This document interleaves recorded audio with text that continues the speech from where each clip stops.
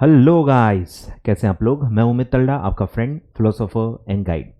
तो CMSL 2 दिन में आप कैसे पढ़ोगे, ठीक है, रिवाइज करोगे एग्जाम के पहले, ये हम डिस्कस करने वाले इस वीडियो में। तो फटाफट वीडियो को लाइक कर दें, और आप नए हैं, इस चैनल को सब्सक्राइब नहीं किया तो फटाफट पहले आप सब्सक्राइब कर लें, ठीक है।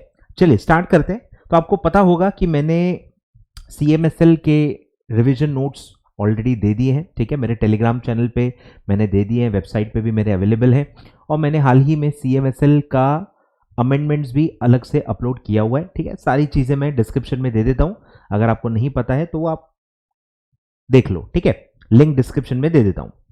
अब एक काफ़ी बच्चे पूछ रहे थे कि सर रिवाइज कैसे करें, ठीक है, या क्या चीज़ पे फोकस करें, कैसे करें, 2 दिन में क्या क्या पढ़ें। तो उसके लिए वीडियो मैं बना रहा हूँ, ठीक है। तो ध्यान से अच्छे से सुनिएगा। तो सिलेबस थोड़ा वास्ट है, ठीक है, CMSL का सिलेबस ठीक ठाक वास्ट है, बहुत ज़्यादा भी नहीं है, बहुत इतना कम भी नहीं है, बट हमेशा आप जब भी रिवाइज करते हो 2 दिन में कोई चीज़ को कंप्लीट करना है तो वो, ठीक है, बहुत बड़ा टास्क ही लगेगा आपको हमेशा, बिकॉज सिलेबस किसी भी सब्जेक्ट का इतना कम नहीं है कि आप आसानी से 2 दिन में पूरा पढ़ लो, ठीक है। तो आपको थोड़ा सा दिमाग लगाना ही पड़ेगा। तो इसमें पहले हम डिस्कस करेंगे वेटेज, ठीक है। 2 अटेम्प्ट्स न्यू सिलेबस के जो हुए हैं उसका मैं पहले आपको चैप्टर वाइज वेटेज दिखा देता हूं। ये इसमें दिया हुआ है, ठीक है, ये आपका चैप्टर वाइज वेटेज है। अब क्योंकि 2 ही एग्जाम हुए हैं तो ये इतना रिलायबल नहीं माना जाता है, मतलब मैं एज अ टीचर इसको इस पर रिलाई नहीं करना चाहूंगा कि ये ट्रेंड ऐसे ही कंटिन्यू होगा, क्योंकि देख के ही काफी प्रॉब्लम्स इसमें मुझे दिख रही हैं।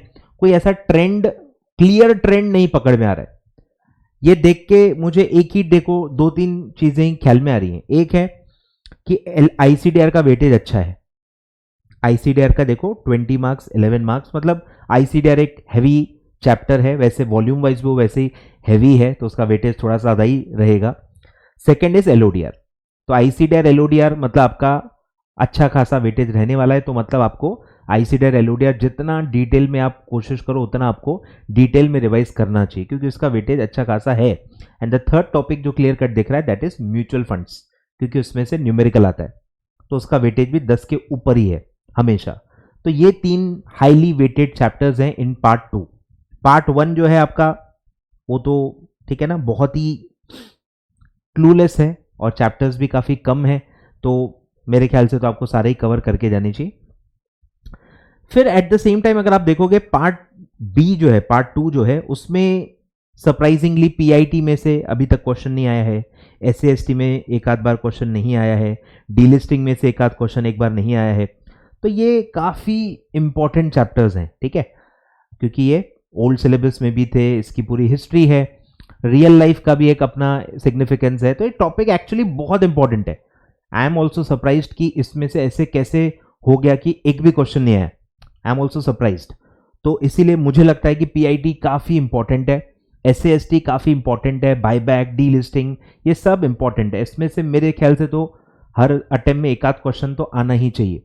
क्यों नहीं आ रहा, ठीक है, मतलब I am also surprise, teachers, other teachers भी काफ़ी सरप्राइज ही होंगे।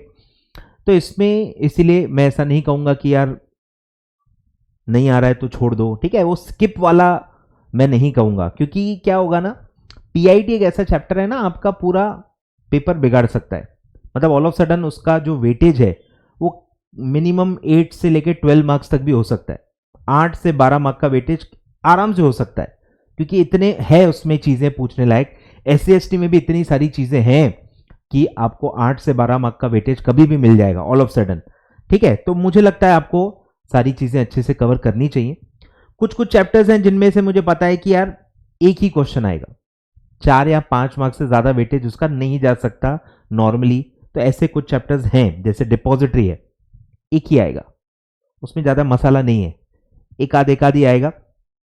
इंटरमिजरी में भी एक आध आता है, ठीक है। फिर IFSCA भी एक आध आता है। तो ये कुछ कुछ वाले एक आध वाले हैं जिसमें 2 आ गए मतलब वो गलती से आएंगे, लेकिन नॉर्मल अगर आप एक्सपेक्टेशन की बात करो तो एक्सपेक्टेशन वाइज ये बहुत छोटे चैप्टर्स हैं, एक आध क्वेश्चन ही इसमें मेरे हिसाब से बनना चाहिए, बट ठीक है, ऐसा है। अब इसको करें कैसे, ठीक है, रिवाइज कैसे करें, क्या करें।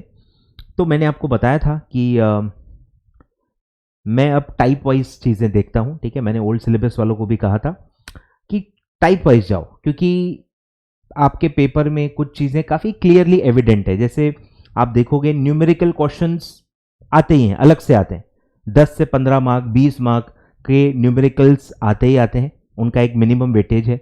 आपका आपका almost 35 to 40 marks case studies ही आती हैं, ठीक है। प्रॉपर जो सब क्वेश्चंस होते हैं, प्रॉपर सिचुएशन बेस्ड क्वेश्चंस होते हैं, तो वो आपके 35 40 50 45 मार्क तक के होते ही हैं। और जो बचा हुआ 40 45 मार्क का वेटेज है, वो सारे डायरेक्ट क्वेश्चंस होते हैं, शॉर्ट नोट्स या डायरेक्ट, आपको डायरेक्ट आंसर लिखने हैं, उसमें आंसर फ्रेमिंग करने की जरूरत नहीं होती है, तो वो ऐसा आपका वेटेज होता है। तो अगर आप एक स्टैंडर्ड पूछो तो मैं कहूंगा कि 40 टू 45 डायरेक्ट क्वेश्चंस होते हैं, 40 टू 45 मार्क्स के क्वेश्चंस डायरेक्ट होते हैं, 40 टू 45 मार्क्स के क्वेश्चंस केस स्टडी बेस्ड होते हैं, और 10 से 15 मार्क के न्यूमेरिकल आते हैं। ऐसा कुछ है, ठीक है। तो न्यूमेरिकल को तो पहले आप अंदर कर लो, ठीक है, क्योंकि इजी होते हैं, स्कोरिंग होते हैं, क्लियर कट वेटेज है, कुछ ही चैप्टर्स हैं जिनमें से वो आते हैं, तो इसीलिए मेरे ख्याल से सबसे पहले आपको न्यूमेरिकल्स पढ़ने चाहिए, ठीक है। तो इसमें अब मैं आपको कुछ सीक्वेंस बताने वाला हूं, ठीक है। मेरे जो नोट्स हैं ऑलमोस्ट 210 या 15, आई थिंक 220 पेजेस के होंगे, ठीक है। 220 पेजेस के अराउंड ये नोट्स हैं, 216, ठीक है। 216 पेज के नोट्स हैं, इंडेक्स इंडेक्स और ये सब हटा के 210 पेज के होंगे। अब 2 डेज में मुझे लगता है कि यार मिनिमम हर बच्चा 150 पेज तो पढ़ ही लेगा, 2 दिन, ठीक है। ऑलमोस्ट 18-20 आवर्स अगर आप पढ़ते हो, 150 पेजेस तो आप पढ़ ही लोगे। प्रॉब्लम थोड़े 50-60 पेज का जाएगा। कुछ लोग अगर बहुत फास्ट हैं, उनके नोट्स एक बार 2 बार पढ़े हुए होंगे, तो थर्ड रीडिंग में वो 180 पेजेस तक भी आराम से कवर कर लेंगे। मतलब प्रॉब्लम आपको 20-30 पन्ने का प्रॉब्लम जाएगा कि हो सकता है कि वो कवर ना कर पाओ, या आपको फिर थोड़ा टाइम बढ़ाना पड़ेगा। अगर आप 24 आवर्स देते हो, 12 घंटे रोज पढ़ते हो, 24 आवर्स देते हो, तो मुझे लगता है आराम से 200 पेज या 210 पेज ये कवर हो जाने चाहिए। तो फिर आपको दिमाग लगाने की जरूरत नहीं पड़ेगी। फर्क क्या पड़ता है कि दिमाग नहीं लगाना है। जब कोई चीज मेरे हाथ में है, मुझे पता है कि 24 घंटे में पूरी हो जाएगी, तो फिर सीक्वेंस मायने नहीं रखता। सीक्वेंस कब मायने रखता है? जब कोई चीज छूट सकती है, तो हमको ये सोचना होता है कि भाई जो इंपॉर्टेंट नहीं है वो चीजें छूट जाएं और जो इंपॉर्टेंट है वो हमारी कवर हो जाए, तो सीक्वेंस का वो पंगा हट जाएगा। अगर आप 24 घंटे दे दोगे, 20 घंटे के ऊपर दोगे, तो मुझे लगता है आपके पूरे नोट्स अच्छे से कवर हो जाने चाहिए। लेकिन जो बच्चे की स्पीड अगर कम है, या वो नंबर ऑफ आवर्स थोड़े कम दे रहे हैं, 18 आवर्स 16 आवर्स, तो फिर वो पूरे नोट शायद अच्छे से कवर नहीं कर पाएंगे। तो क्या इंपॉर्टेंट नहीं है या क्या चीजें आपको लास्ट के लिए रखनी चाहिए, वो मैं आपको बता देता हूं, ठीक है। जैसे सर्कुलर्स इतने इंपॉर्टेंट नहीं होते हैं, ठीक है। एक आध क्वेश्चन मैक्सिमम पूरे पेपर में, एक आध क्वेश्चन अमेंडमेंट बेस्ड होता है, और उसमें भी कुछ रेगुलेशन बेस्ड अमेंडमेंट्स होते हैं, कुछ सर्कुलर्स होते हैं। तो सर्कुलर बेस्ड क्वेश्चन भी आते हैं, बट चांसेस थोड़े कम होते हैं। तो ये एक आप लास्ट के लिए रख सकते हो। फिर आपके जो पेनल्टीज हैं उस पे भी आते हैं, पर ठीक है ना, बहुत चांसेस प्रोबेबिलिटी वाइज थोड़े कम चांसेस हैं। एक आध आया है, इसीलिए नोट्स में दिया है। काफी बच्चे बोलेंगे सर ये तो आया है। अरे भाई आया है इसीलिए मैंने सब दिया है ना, इसीलिए ही दिया है, हर चीज आई वाली ही है इसमें, ठीक है। तो पेनल्टीज लास्ट का ही रखो। और वैसे भी इतने पेनल्टीज होते हैं, काफी लोगों को याद होते भी नहीं है। वो पढ़ तो लेते हैं, तसल्ली के लिए हम पढ़ते ही हैं, बट हमको फिर एग्जाम में कंफ्यूजन हो ही जाता है कि यार पेनल्टीज क्या थी, क्योंकि बहुत सारी हैं, सिमिलर सिमिलर काफी जगह पेनल्टीज आती हैं। तो थोड़ा सा वैसे भी बच्चे उतने कॉन्फिडेंट होते नहीं है, रिकॉल नहीं हो पाते उतना अच्छे से, तो आप उसको लास्ट के लिए रखो। फिर आपका डिस्टिंग्विश बिटवीन भी ठीक ठाक, ठीक है, कम इंपॉर्टेंट है, और डेफिनेशंस, ठीक है। ये 3-4 चीजें जो है ये आप लास्ट के लिए रख लो, ठीक है। सबसे पहले जिसको आपको भिड़ना है वो है न्यूमेरिकल, फिर आपको भिड़ना है केस स्टडीज, ठीक है। आपका आधा कवर हो जाता है, numerical plus case study based questions आधा आपका कवर हो जाता है। और फिर आप स्टार्ट करो। अब शॉर्ट नोट करना चाहिए, पर शॉर्ट नोट सबसे ज्यादा कंटेंट जो है नंबर ऑफ पेजेस का, वो शॉर्ट नोट्स का है। फिर उसमें आप खो गए, उसमें फिर आपने अगर टाइम ज्यादा लगा दिया तो फिर ऐसा ना हो कि बाकी चीज़ें छूट जाएं। इसीलिए जो बाकी चीज़ें हैं जैसे LODR का कॉम्प्लायंस कैलेंडर काफ़ी इंपॉर्टेंट है, काफ़ी बार क्वेश्चन आते हैं इस पर। फिर मैंने अभी बोर्ड कमेटी इस पर भी बना दिया, उस पर भी काफ़ी क्वेश्चन आते हैं, ठीक है। फिर एलिजिबिलिटी इन एलिजिबिलिटी ये एक ही कर लो, तो ये भी काफ़ी इंपॉर्टेंट है, एक आध क्वेश्चन इस पर भी आता है। फिर इंटरमीडिएट पे जो क्वेश्चन आता है वो काफ़ी बार रोल्स एंड रिस्पॉन्सिबिलिटीज पे आता है, तो वो भी इंपॉर्टेंट है, एक आध क्वेश्चन मतलब आ सकता है उस पर। फिर आजकल जो कमिटी के रोल पे भी क्वेश्चन आ रहा है, तो मैंने सारे कमिटी के रोल अलग से दे दिए हैं, या role of CS under different regulations वो दिया है, तो इसके चांसेस होते हैं आने के। ऑब्लिगेशन का थोड़ा कम चांस है, एस्क्रो अकाउंट भी आ भी सकता है, नहीं भी आ सकता है, ठीक है, कम चांस है, ठीक है। 5, 6, 7 और फिर आप स्टार्ट कर देना शॉर्ट नोट्स। अब ये कैसा है ना, मैं अपने जजमेंट से बता दूंगा, लेकिन कैसा है ना, हर बच्चे का स्पीड अलग होता है। आवर्स वाइज आप अपने हिसाब से डिवाइड करो। जैसे न्यूमेरिकल, अब वो कैसा है ना, प्रॉपर 24 आवर्स का समय दे नहीं सकता, कि फिर बच्चा उस टाइम में नहीं कर पा रहा है तो वो थोड़ा सा डिमोटिवेट हो जाता है। तो आप अपने हिसाब से देखो, आपका जो शॉर्ट नोट है वो ऑलमोस्ट आधा कंटेंट है, तो मतलब समझ रहे हो, 8-9 आवर्स आपको शॉर्ट नोट्स के लिए रखना पड़ेगा, तभी वो इतने सारे शॉर्ट नोट्स डिटेल में आप पढ़ पाओगे, ठीक है।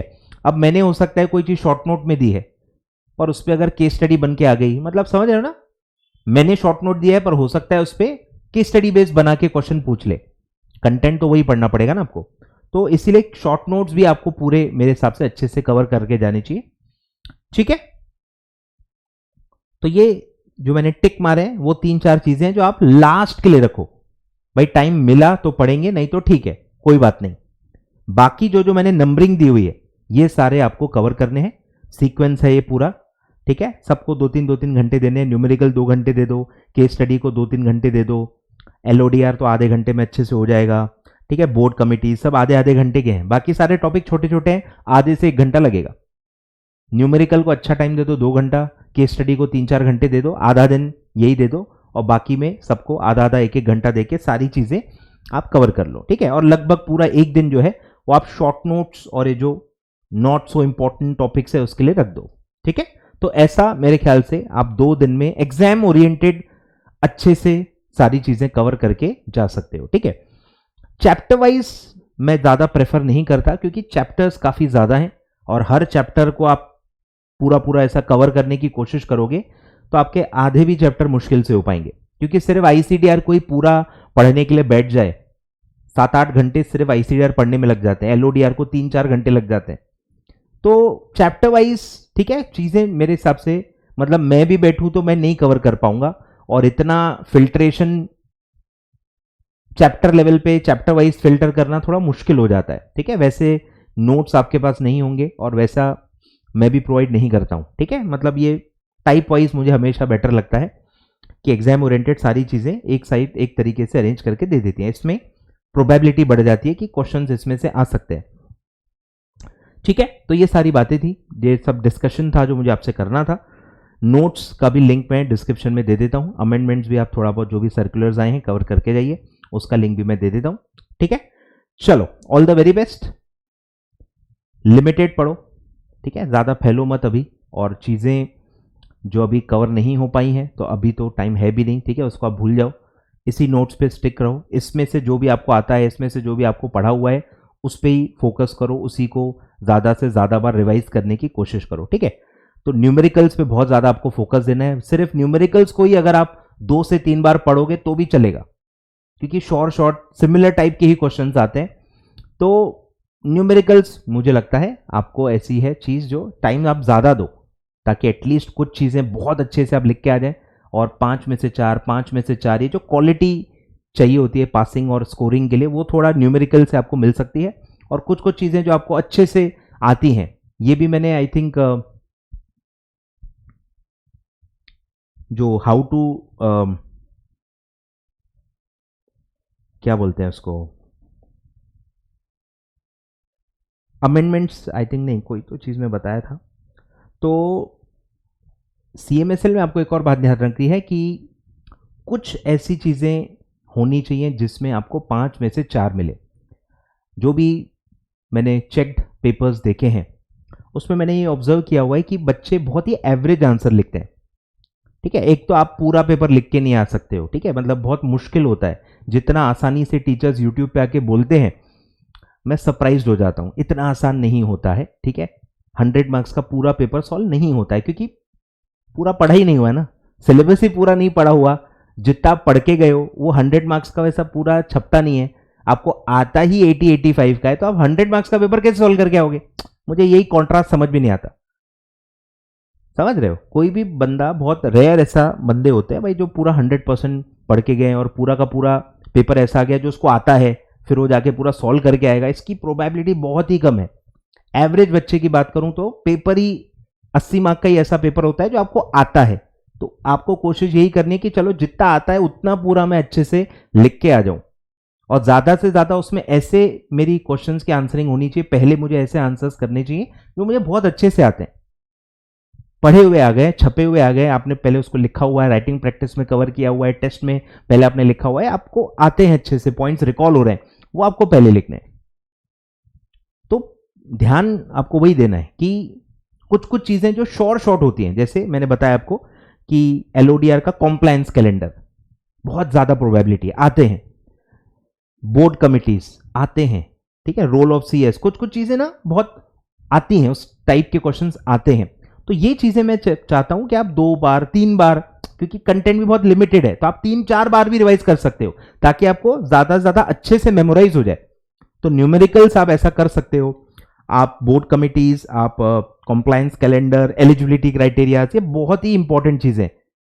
तो ये मुझे लगता है ना कि कंटेंट कम है, आप 2 बार 3 बार रिवाइज करने का टारगेट रखिए, और इनमें से अब जितना भी आएगा 4 में से 3 या 5 में से 4 मिलने चाहिए। इतना अच्छे से आपको याद हो जाना चाहिए और इतने अच्छे से आपको वहां पे लिख के आना है कि आप अच्छा स्कोर करो। शॉर्ट नोट्स, ठीक है ना, इतने सारे हैं तो वो अच्छे से नहीं हो पाते, उतने अच्छे से रिकॉल नहीं हो पाते। तो वहां आप, ठीक है ना, नॉर्मली लिख के आ पाओगे, उसमें कुछ कर नहीं सकते क्योंकि कंटेंट बहुत ज्यादा है। तो दिमाग आपको ये लगाना है कि जिसका कंटेंट कम है वो आप उसके नंबर ऑफ रिविजन्स बढ़ा दो, आपका शेड्यूल भी ज्यादा इंपैक्ट नहीं होगा, और एटलीस्ट कुछ पार्ट ऐसा रहेगा कि उसमें से जितना आया फिर वो आपकी क्वालिटी ऑफ आंसरिंग आपकी बहुत अच्छी रहेगी, और उससे फिर आपका थोड़ा मार्किंग पुश होगा। नहीं तो क्या है, बच्चे 80 मार्क का लिख के आ रहे हैं, सब में एवरेज आंसर लिख रहे हैं, फिर वो 30 से लेके 40 के बीच में मार्क्स मिलते हैं।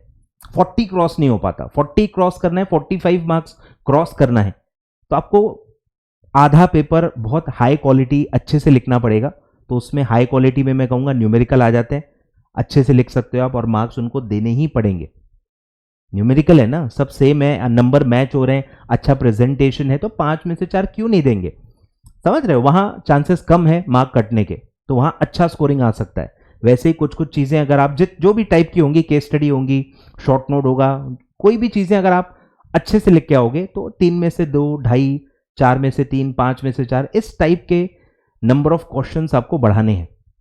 पूरा पेपर ऐसा हर बच्चा नहीं लिख के आ पाएगा कि भाई पूरा पेपर ही 80 का लेके आए और 80 में से 60 मिल गए। कर लेते हैं कुछ लोग, पर सब लोग, ठीक है, नहीं कर पाते हैं, कि मैंने काफी पेपर्स देखे हैं ओवर द इयर्स। एवरेज बच्चा क्या लिखता है ये मैंने देखा है, और मुझे पता है कि ठीक है, ये है थोड़ा प्रॉब्लम है, लैंग्वेज का बहुत इशू होता है, काफी बच्चे नहीं लिख पाते हैं, काफी बच्चों की हैंडराइटिंग में थोड़ा सा इशू होता है, उनको रिकॉल नहीं हो पाता, उन्होंने ज्यादा राइटिंग प्रैक्टिस नहीं की होती है, डायरेक्टली एग्जाम में जाके वो पहली बार लिख रहे होते हैं, तो ये बहुत सारे इश्यूज हैं आए ख्याल में। तो इस वजह से मैं कह रहा हूं कि पूरा पेपर एकदम high level, high perfect paper हर बच्चा नहीं कर पाएगा, पर एटलीस्ट वो बिट्स एंड पीसेस में अगर ध्यान दे तो आई थिंक थोड़ा सा 45 क्रॉस करने का थोड़ा उसमें एक बेस मिल जाता है, और कुछ नहीं। ठीक है, चल, thank you so much, all the very best.